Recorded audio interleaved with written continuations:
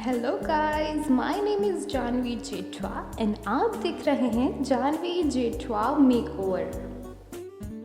आज मैं लेकर आई हूँ इंडियन रेट्रो लुक। आप इसे 80s मेकअप भी बोल सकते हैं। हमारी जो पुरानी हीरोइंस रही है उसी से इंस्पायर होके आज मैंने ये लुक रिक्रिएट किया है। सो वीडियो को पूरा देखिएगा बिना स्किप किए।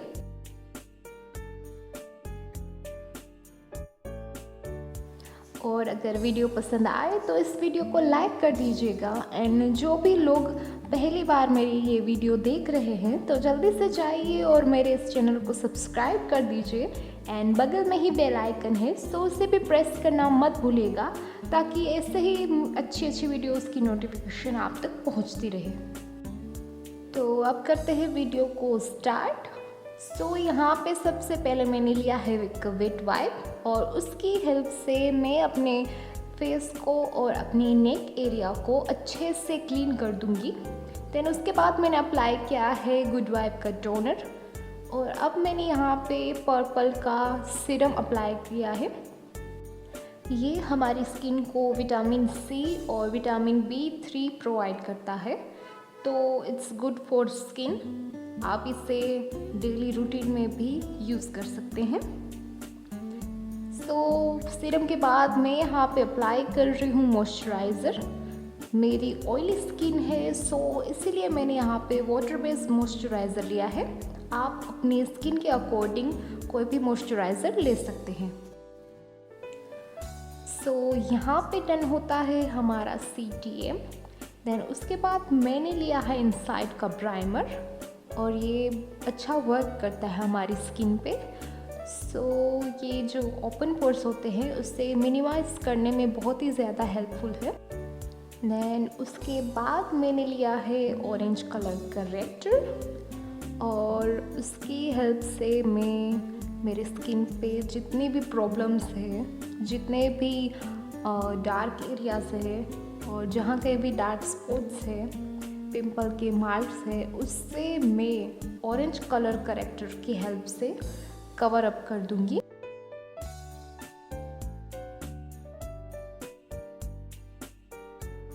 और हमें ध्यान रखना है कि हमें ज़्यादा अमाउंट में ऑरेंज कलर करेक्टर को यूज़ नहीं करना है, वरना उसके ऊपर जब हम फाउंडेशन अप्लाई करते हैं तो ये जो कलर करेक्टर होता है, ये जो ऑरेंज शेड होता है वो हमारे फाउंडेशन से मर्ज हो जाता है और हमारे बेस को वो पूरा ऑरेंज बना देता है।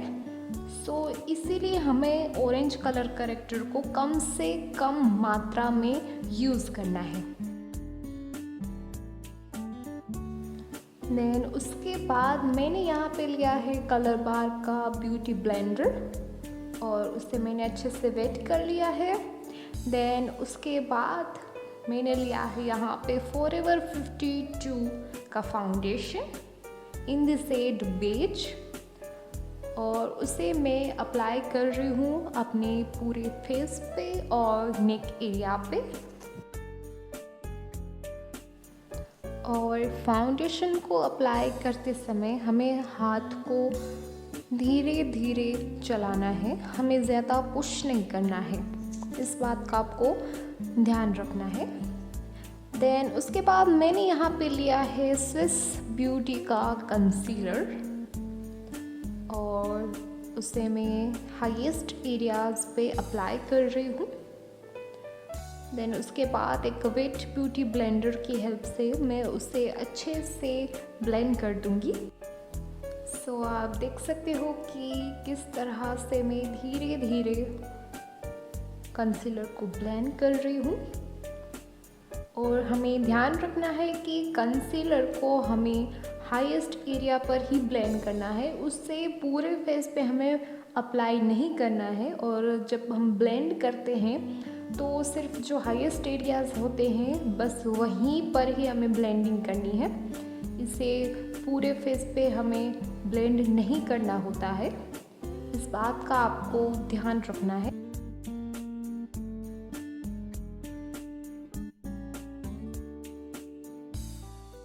और अब कंसीलर को सेट करने के लिए मैंने यहाँ पे लिया है क्रायोलॉन का बनाना पाउडर। आप चाहो तो आप कोई भी लूज़ पाउडर अप्लाई कर सकते हैं। जहाँ पर भी हमने कंसीलर अप्लाई किया है उस जगह पे हमें खास लूज़ पाउडर को अप्लाई करना है। मेरी ऑयली स्किन है इसलिए मैंने यहाँ पे ज़्यादा अमाउंट में लूज़ पाउडर अप्लाई किया है। अगर आपकी ड्राई स्किन है या फिर कॉम्बिनेशन स्किन है तो आप इससे थोड़ी अमाउंट में ही अप्लाई करिएगा, वरना जो हमारा बेस होता है वहाँ पे क्रैक आ सकते हैं। सो इस बात का खास ध्यान रखिएगा। सो यहाँ पे बेकिंग होती है हमारी डन। सो उसके बाद मैं यहाँ पे कर रही हूँ ब्राउजिंग। सो यहाँ पे मैंने डार्क शेड्स में, डार्क ब्राउन शेड में मैंने कॉम्पैक्ट पाउडर लिया है और उसकी हेल्प से मैं कर रही हूँ ब्राउजिंग। अगर आपने ये रेट्रो लुक देखा हो तो आपको पता होगा कि जो पहले के ज़माने में यानी कि 80s की हीरोइंस जो मेकअप करती थी तब कॉन्टोरिंग नहीं करती थी। सो इसलिए मैंने यहाँ पे ब्राउजिंग कम ही मात्रा में की है, ना कि बराबर ही मैंने यहाँ पे ब्राउजिंग की है, सिर्फ हल्की सी इफेक्ट देने के लिए। देन उसके बाद मैं यहाँ पे अप्लाई कर रही हूँ ब्लश ऑन। यहाँ पे मैंने ऑरेंज शेड में ब्लश ऑन किया है। देन उसके बाद मैंने अप्लाई किया है हाइलाइटर ताकि फेस थोड़ा सा ग्लोई नज़र आए। सो आप देख सकते हो कि कितना चमक रहा है फेस।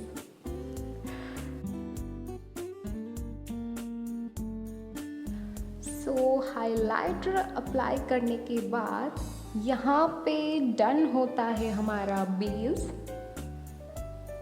सो बेस डन होने के बाद मैं अप्लाई करूँगी NYX का सेटिंग स्प्रे और उसे ड्राई होने दूँगी। देन उसके बाद बारी आती है आई लुक की। सो आई लुक के लिए मैं यहाँ पे अप्लाई कर रही हूँ वाइट बेस, जो मैं हर आई लुक में करती हूँ। और अगर आपने मेरे पिछले वीडियोस नहीं देखे हैं, जो कि मैं हर एक तरह के नए नए डिफरेंट टाइप्स के आई लुक क्रिएट करती हूँ, सो जल्दी से जाइए और मेरे बाकी के वीडियोस भी चेक कर लीजिए। डेफिनेटली आपको कुछ नया ही सीखने को मिलेगा। सो चलिए आगे बढ़ते हैं वीडियो में। सो मैंने यहाँ पे लिया है एक ऑरेंज शेड और ब्राउन शेड, दोनों शेड्स को मैंने यहाँ पे लिया है और दोनों शेड्स को आपस में अच्छे से मैं ब्लेंड कर दूँगी।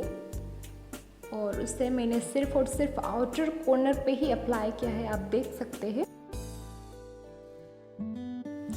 80s की हीरोइंस जब मेकअप करती थी तब उसमें जो आई शेडो होता था वो सिंपल और शटल ही रखती थी और सिर्फ आईलाइनर पे फोकस होता था।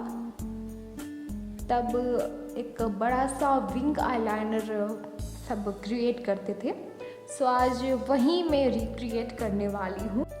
सो आप देख सकते हो कि मैंने सिंपल ही आई लुक किया है आज। देन उसके बाद मैं एक बड़ा सा विंग आईलाइनर क्रिएट करने वाली हूँ और आज हम डबल विंग आईलाइनर क्रिएट करेंगे। सो आप देखते रहिए कि किस तरह से मैं डबल विंग आईलाइनर क्रिएट करती हूँ, क्योंकि तब मुझे बहुत ही मेहनत लगी थी कि क्रिएट करने में। सो आप धीरे धीरे से विंग को इस तरह से क्रिएट कीजिएगा। सो पहले हल्की हल्की लाइंस बना लीजिए इस तरह से विंग के लिए और उससे फील करते जाइए और एक अच्छा सा पॉइंट आप दे सकते हैं विंग आईलाइनर को। देख सकते हैं कि किस तरह से मैंने यहाँ पे क्रिएट किया है। ये जो आईलाइनर है वो 80s की हीरोइंस पहले किया करती थी। सो अब तो इतना बड़ा आईलाइनर जल्दी से कोई क्रिएट नहीं करता है। सो मैंने ये फर्स्ट टाइम किया है इतना बड़ा आईलाइनर अपने ऊपर। सो मैं जब कर रही थी तो बहुत ही दिक्कत आई मुझे करने में, लेकिन धीरे धीरे मैंने कर लिया। सो आप देख सकते हो कि वाटर लाइन के नीचे मैंने काजल कर दिया है और मैंने आगे से भी इनर कॉर्नर में से भी पॉइंट निकाला है और पीछे भी मैंने डबल विंग क्रिएट किया है। और अब उसे मैं डार्क ब्राउन शेड की हेल्प से मर्ज कर दूंगी।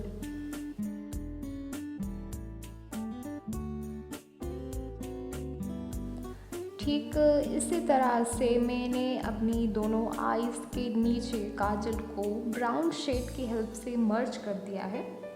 देन उसके बाद मैंने यहाँ पे ली है स्पूली और अपने आईब्रोज को सेट कर लिया है। और अब मैंने लिया है एक लाइट ब्राउन शेड और इनर कॉर्नर पे मैं उसे अप्लाई कर रही हूँ। देन उसके बाद डार्क ब्राउन शेड को मैंने आउटर कॉर्नर पे अप्लाई किया।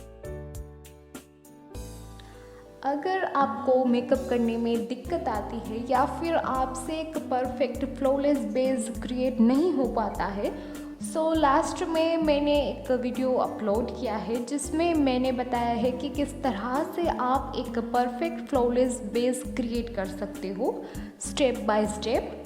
सो ऊपर आई बटन आ रहा है, उसे प्रेस करके आप उस वीडियो को देख सकते हो और सीख सकते हो कि किस तरह से हम एक परफेक्ट बेस क्रिएट कर सकते हैं।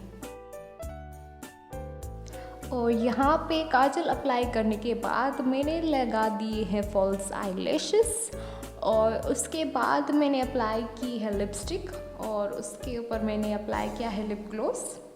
सो यहाँ पे डन होता है आज का हमारा ये लुक।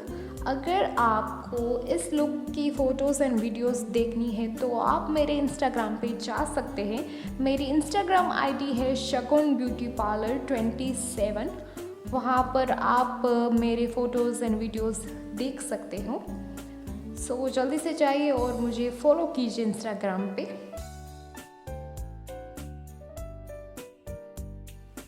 सो मैं मिलती हूँ मेरी नेक्स्ट वीडियो में ऐसे ही नए नए लुक के साथ और ऐसे ही नई नई टिप्स के साथ। तो तब तक के लिए बाय बाय गाइस।